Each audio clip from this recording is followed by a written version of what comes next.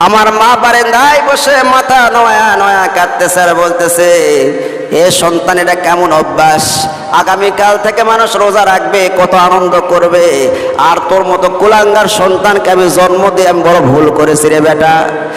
এই কথা যখন আমার মা বলেছে, আমার মেজাজ খারাপ, রাগ বেশি। রাগ কিন্তু মানুষকে ধ্বংস করে, রাগ এবং জেদ অনেক সময় আছে মানুষকে বেঈমান বানায় দেয়।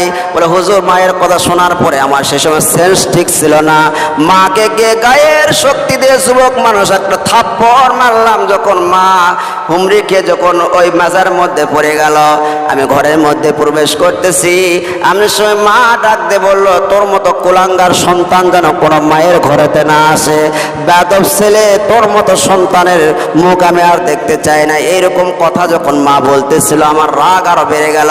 চিন্তা করলাম মাকে আর দুনিয়ায় রাখবো না। আমার স্ত্রী